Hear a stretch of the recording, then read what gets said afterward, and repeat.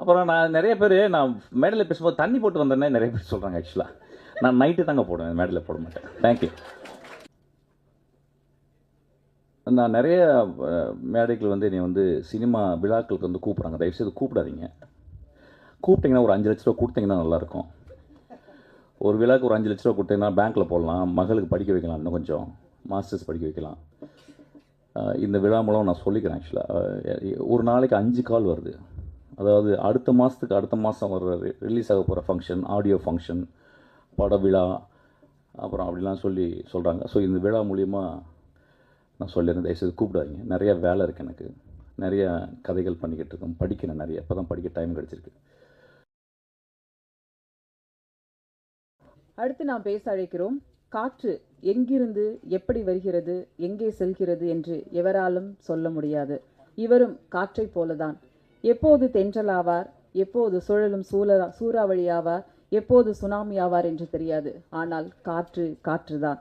இந்த மேடை எப்படி ஆகிறது என்று இன்னும் சில நிமிடங்கள் காத்திருப்போம். தென்றலா சூறாவளியா பார்ப்போம். அந்த காற்றுக்கு பெயர் 4 எழுத்து. கரையோடு உறவாடும், கதையோடு நிழலாடும் நம்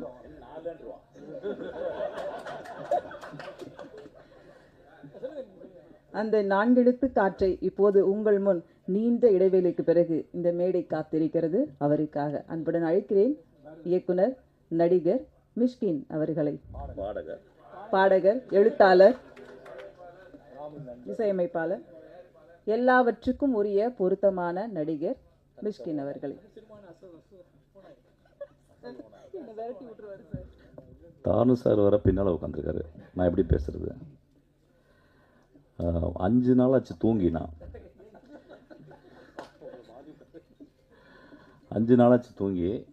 ராம் ஒரு 5 நாளைக்கு முந்தி கூப்பிட்டு பாட்டு பாட சொன்னான். அந்த இரவு ஃபுல்லாக ஒரே ஆட்டம். ஒரு 3-4 ஹவர் பாடி முடிச்சுட்டு அதுக்கப்புறம் ஆஃபீஸ்க்கு வந்துட்டான். காலைல 6 மணிக்கு தான் போனான். அப்புறம் மறுநாள் படம் பார்க்க கூப்பிட்டான். அப்புறம் நைட்டு ஃபுல்லாக பேசினோம் நாங்கள் அசிஸ்டன்ஸ்லாம் சேர்ந்து. அப்புறம் நேற்று வந்து சசி நான் கதை சொல்ல வந்தார். அதுக்கப்புறம் வந்து நைட்டு 12 மணிக்கு விக்கி வந்து படம் பார்க்க கூப்பிட்டான்.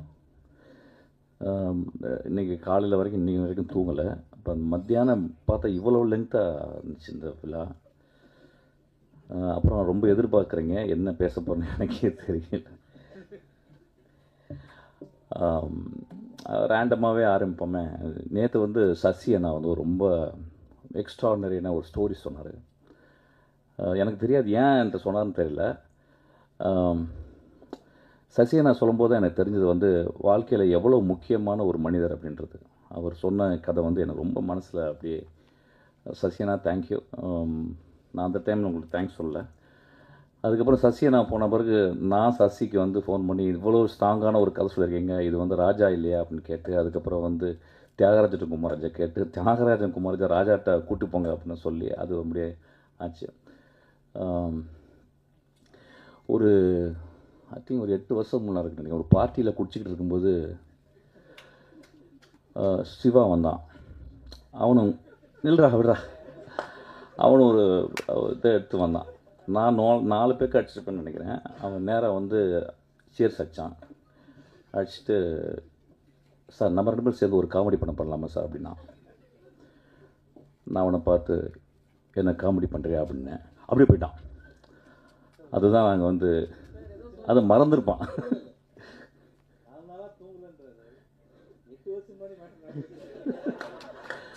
இல்லை நான் சினிமாவுக்கு வந்ததுலேருந்து தூங்கலடா, டோன்ட் வரி. நான் இப்போ போனாலும் தூங்க மாட்டேன், கவலைப்படாத. போன உடனே தானு சார் வந்துடுவார் ஆஃபீஸ்க்கு. அவர் வந்து பேசுவார். ஸோ அதனால் தூங்குறதே கிடையாது. சீக்கிரமாக லாஸ்ட்டாக தூங்கிக்கலாம், 5:30 அடிக்கில் தூங்கிக்கலாம் ரொம்ப நேரமாக.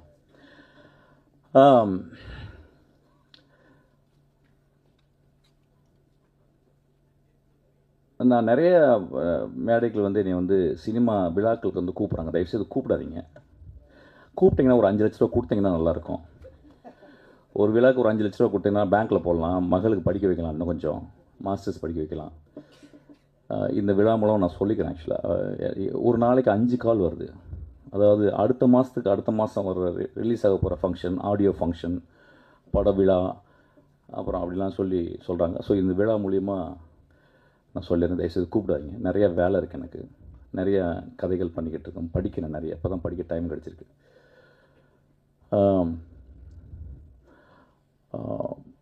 எப்பொழுதுமே ராம், நான் ராம் பற்றி பேசும்போதும் யோசிக்கும் போதும், ஏன்னா எப்படி இருந்தாலும் ஒரு 2 நாளைக்கு ஒரு ராம் பேச்சு வந்துடும். ஏன்னா எனக்கு ஒரு அசிஸ்டன்ட் டேரக்டர் சேர்ந்துருக்கான். அவன் ஆக்சுவலாக ராம்கிட்ட சேர வேண்டியப்போ என்கிட்ட சேர்ந்து தான் போல. ஆக்சுவலாக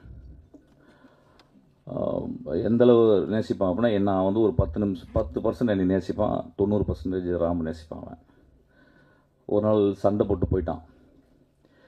சண்டை போட்டு போனோடனே, ரொம்ப நல்ல பையன், ரொம்ப நல்லா படிக்கிற பையன், ரொம்ப சின்சியரான பையன், உண்மையின் அப்படியே சொல்லாமல் ஒரு எம்பாடிமெண்ட் ஆஃப் ட்ரூத் அவன்.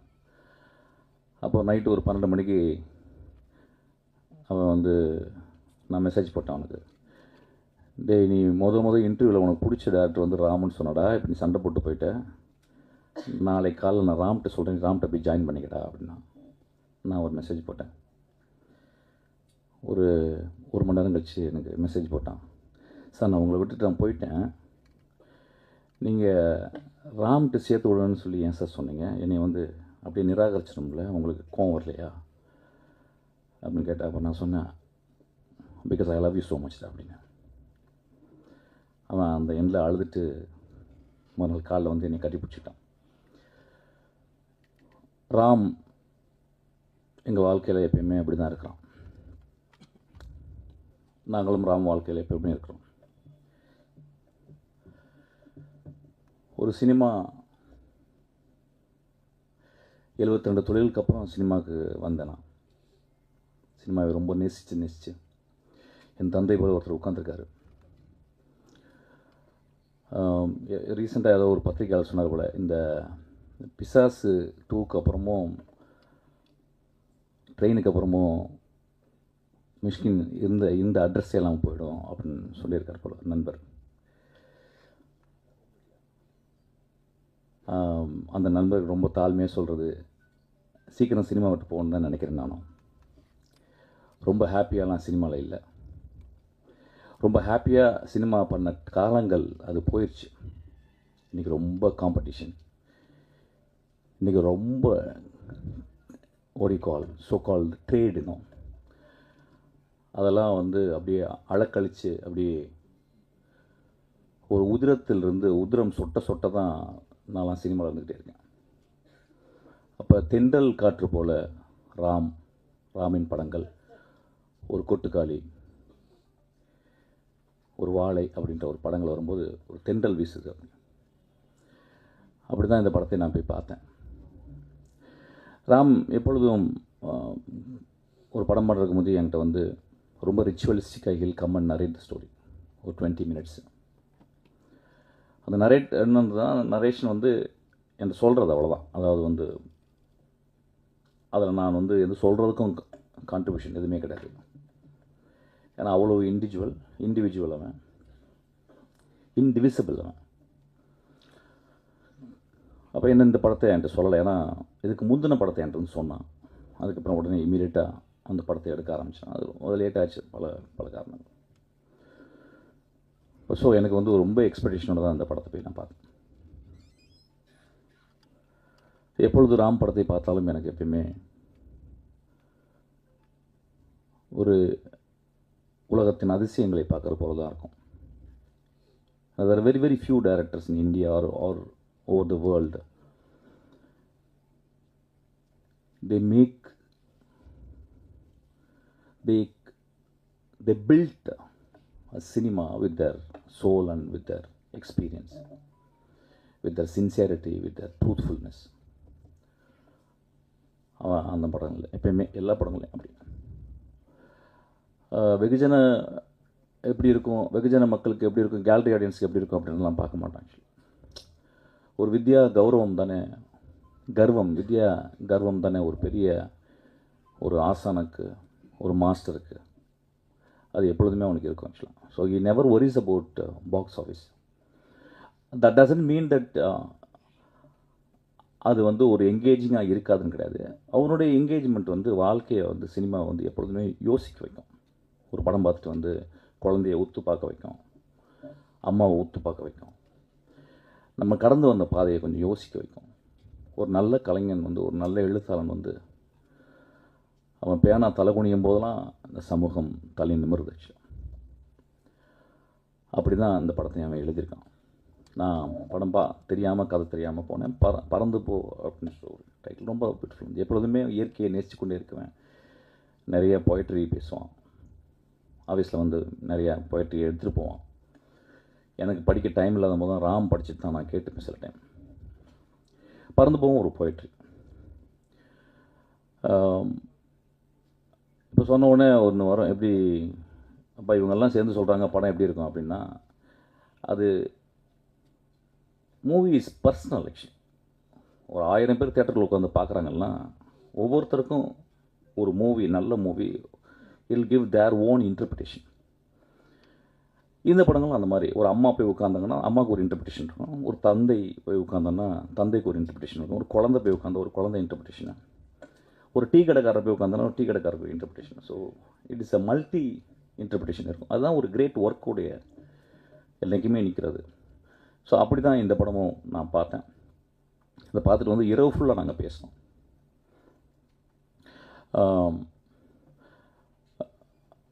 இந்த படத்தில் வந்து எனக்கு ரொம்ப பிடிச்சது வந்து, நான் ரொம்ப ஸ்ட்ரக்சரலிஸ்ட்டு. ஏன்னா நான் டீச் பண்ணுறேன் சினிமா ஸ்க்ரீன் ரைட்டிங். வருஷத்துக்கு ஒரு 3 தடவை நான் போய் டீச் பண்ணுறேன். அப்போ டீச் பண்ணுமா I made it sure that young பீப்புளுக்கு வந்து I always want to give a structure. ஒரு பாட்டில் இருக்க ஸ்ட்ரக்சர், ஒரு சர்ச்சில் இருக்க ஸ்ட்ரக்சர், ஒரு மேடையில் இருக்க ஸ்ட்ரக்சர், ஒரு டைட்டில் இருக்க ஸ்ட்ரக்சர், ஒரு சேரில் இருக்க ஸ்ட்ரக்சர், ஒரு வாட்சில் இருக்க structure. So I am always structuralist, very old type actually. அப்போ ராம்கிட்ட வரும்போது நிறைய வாதிடுவாங்க, ஆனால் ஸ்ட்ரக்சர் வேணாண்ணா, ஏன்னா ஸ்ட்ரக்சரே பிடிச்சிருக்கீங்க. இல்லை எனக்கு ஸ்ட்ரக்சர் தேவைப்படுதுடா அப்படின்னா. இந்த படத்தில் அவன் வந்து ரொம்ப அழகாக ஸ்ட்ரக்சரே இல்லாமல் அண்டர்லைனிங்காக ஒரு ஸ்ட்ரக்சரை, மனிதத்தன்மையை மட்டும் வச்சு ஒரு படமாக பண்ணியிருக்கான். இதில் ரொம்ப ஆச்சரியமான காம்பினேஷன் கேட்டால் வந்து சிவா வந்தது. ஆக்சுவலாக எனக்கு சிவாவை நம்பிக்கையே இல்லை. சிவா எப்படி இந்த படத்தில் நடிப்பான் இந்த பையன்? ஏன்னா சிவாவை நான் சிவா படங்கள் பார்த்ததில் கொஞ்சம் நெஞ்சு தான் பார்த்துருக்கேன். எனக்கு தெரிஞ்சு என் அசிஸ்டன்ட் சொன்னான், சிவாவை வந்து டிஃபைன் பண்ணான், சார் வேர்ல்டுலே ஒரு ஆக்டரு இந்த மாதிரி ஒரு இல்லை சார், அது என்ன பேசினாலும் காமெடி வருது, ஆனால் சீரியஸாகவே பேசுகிறாரு, ஒரு ஐரனியே படம் வாழ்க்கை ஃபுல்லாக படம் ஃபுல்லாக இருக்குது சார் அப்படின்னு சொன்னான். ஆக்சுவலாக ஸோ நான் சில கிளிப்பிங்ஸ்லாம் பார்க்கும்போது திடீர்னு போலீஸாக வந்து சிவா வந்து நிற்பான். ஆக்சுவலாக பார்த்தா விழுந்து விழுந்து சிரிப்பாங்க எல்லாருமே தேட்டரில். ஸோ லைஃபினுடைய ஐரனியை வந்து Shiva is holding very tight actually. So அவன் வந்து எப்படி இந்த படத்தில் வந்து சேர்ந்தான், மன்னிச்சுக்கிட்ட அவன் சொல்கிறது ஐ திங்க். ஆமாம் ஆமாம் ஆமாம் அதுதான். ஸோ இல்லை திடீர்னு நம்மளுக்கு தெரியாத பையன் திடீர்னு கோச்சுக்கு போகிறான் அப்படின்னு சொல்லிட்டு, கோச்செல்லாம் ஒன்றும் கண்டுக்க போகிறது இல்லை, பட் இருந்தாலும் சொல்கிறேன் ரொம்ப நாகரிகமாக ஆயிடுது சில டைம். நான் நாகரிகமாக இல்லைவன், அது இல்லாதவன் திடீர்னு. ஆமாம். ஸோ இந்த ஓடி கால் இந்த இந்த இந்த ஒரு வேதியியல் எனக்கு புரியவே இல்லை ஆக்சுவலாக. அது ராமுடைய எப்பொழுதுமே திடீர்னு யோசிச்சு ஏதாவது ஒன்று எடுப்பான் ஆக்சுவலாக, அந்த முடிவு தான்.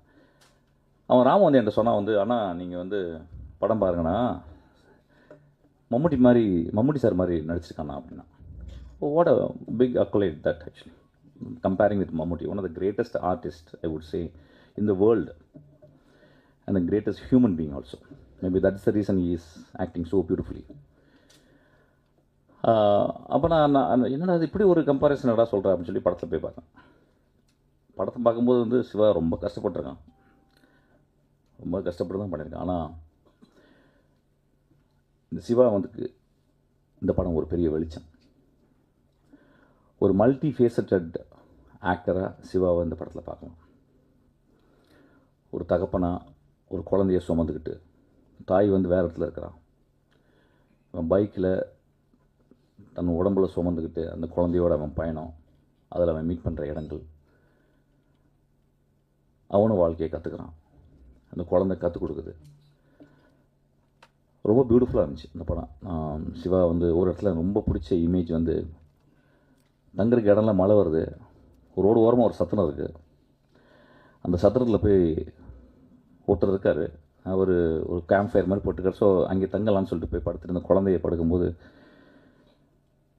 அது ராமுடைய ஆதி தகப்பன், ஆப்பிரிக்காலேருந்து வருவான்ல, அந்த தகப்பன்லேருந்து வந்த அந்த ராம் சொல்கிறான். அதில் சிவா பண்ணுவான், ஒரு லுங்கி எடுத்து தூங்குகிற குழந்தை காலை கட்டி இவன் கையில் கட்டிக்கிட்டு தூங்குறான். One of the greatest image actually என் லைஃப்பில் பார்க்க முடியாத ஒரு இமேஜ். அந்த ஒரு இமேஜ் இந்த படம் பார்த்துடலாம், அந்த ஒரு ஜெஸ்ஸருக்கு இந்த இமேஜ் பார்த்துடலாம். ஐ திங்க் இந்தியாவில் அந்த மாதிரி ஒரு இமேஜை, இந்தியாவில் ஒரு ஆக்டர் அந்த மாதிரி ஒருத்தர் பண்ணியிருப்பாருன்னு எனக்கு தெரியல. அது ரொம்ப அழகாக சிவா அப்படியே கடந்து போகிறான். ஆக்சுவலாக அது என்னென்னா கடைசியில் ஃப்ளிப் என்னென்னா, கடைசியில் குழந்தை காலாமல் போயிட்டு காலையில் சொல்லடா விட்றா. ஸோ இந்த மாதிரி நிறைய மூமெண்ட்ஸ் படத்தில் நான் ரொம்ப என்கோமியமாக சொல்ல மாட்டேன். ஸோ இப்போ இன்றைக்கி வந்து படம் வந்து இப்போ நிறைய பேர் விமர்சனங்கள்லாம் வருது, ஒரு படத்தை பார்த்து எப்படி விமர்சனம் பண்ணணும், எப்படி பண்ணணும், அப்படிலாம் கிடையாதுங்க. விமர்சனம் பிடிச்சவங்க பிடிச்சதும் சொல்லணும், பிடிக்கலன்னு கிழிச்சு தான் விடணும்.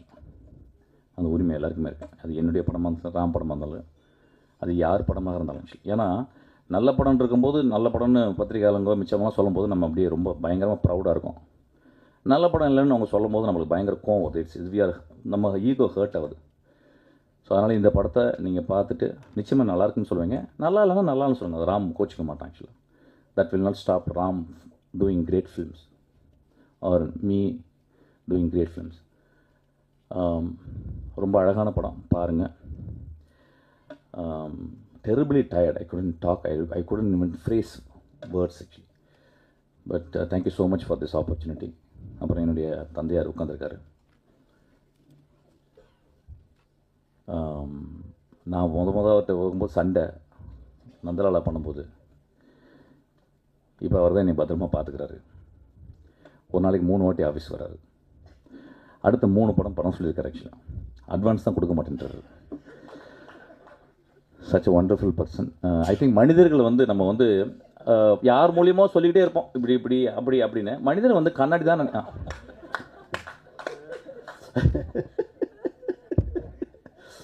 அதாவது ட்ரெயின் பார்த்த பிறகு அவர் கட்டிப்பிடிச்சி உச்சி முகர்ந்து எத்தனை படம் எடுத்தாலும் நான் தான் பண்ணணும்.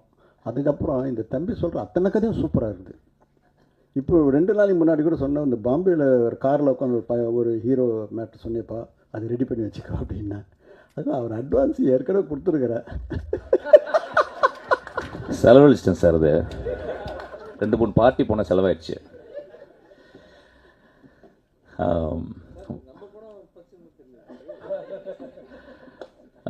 மாலை ரொம்ப அழகான மாலை இது ஆக்சுவலி. ஏன்னா ராமோ வெற்றிமாறனோ இல்லை யாரோடய சேரும் போதெல்லாம் இந்த மாதிரி வந்து ரொம்ப அருமையான மாலை, ரொம்ப பர்சனலாகிடுது ஆக்சுவலாக. மாதிரி ரொம்ப ரொம்ப எமோஷ்னலாக பேசினான்.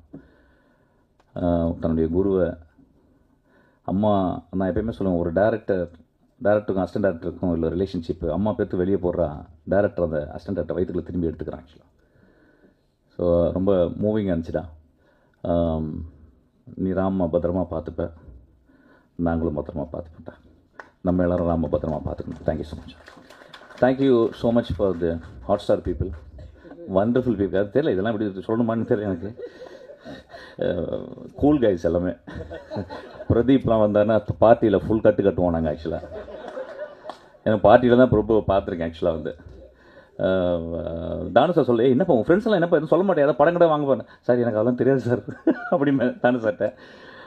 சில் அவுட் கைஸ், நல்ல ஜாலியான பசங்க ஆக்சுவலாக. என்னுடைய ரொம்ப பூசம் பட்டி அவன், என்னோட கதிரோட என் கூட இருந்தவன் செந்தில், மை டார்லிங்.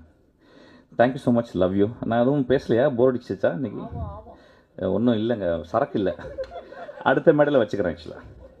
அப்புறம் நான் நிறைய பேர் நான் மேடையில் பேசும்போது தண்ணி போட்டு வந்தேன்னே நிறைய பேர் சொல்கிறாங்க. ஆக்சுவலாக நான் நைட்டு தாங்க போடுவேன், மேடையில் போட மாட்டேன். தேங்க்யூ.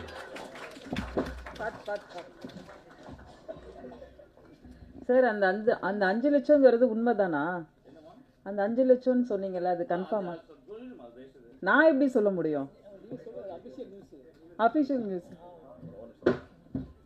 டேய் குட்டி, வாடா ஒரு முத்தம் வாங்கிக்கடா. டேய், ஸோ அவன் கிளாப் பண்ணுங்க, ரொம்ப அழகாக வச்சுக்கான். ரொம்ப நாளைக்கு நான் நந்தலாலாவில் வந்து ஒரு குழந்தை என் கூட நடிச்சது. Actually I spend nearly 2 years with that boy actually. So அதுக்கப்புறம் ஒரு எக்ஸ்ட்ரானரி ஆக்டர். குழந்தையோட ஒர்க் பண்ணும்போது பார்த்தீங்கன்னா, ஒரு படம் 4-5 படம் ஒர்க் பண்ணிகிட்டே இருப்போம். திடீர்னு ஒரு குழந்தையோட ஒரு டேரக்டர் ஒர்க் பண்ணும்போது பார்த்தீங்கன்னா, அந்த குழந்தை அவனுக்கு எல்லாத்தையும் சொல்லி கொடுத்துரும், எல்லா கிராஃப்ட்டையும். அப்படி தான் அந்த படம் ரொம்ப அழகாக பண்ணியிருக்கான்.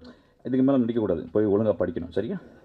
அவங்க அப்பா அம்மாட்ட சொல்லிட்டேன், போதும். அப்புறம் இந்த பையன் வந்து அப்படிலாம் பண்ணி பார்ப்பான், சிகரெட்லாம் பிடிக்கிற மாதிரிலாம் பண்ணி பார்ப்பான். ஒழுங்கு போய் வேலை செய்யணும். ஓகே, இது ஓடு படிக்க.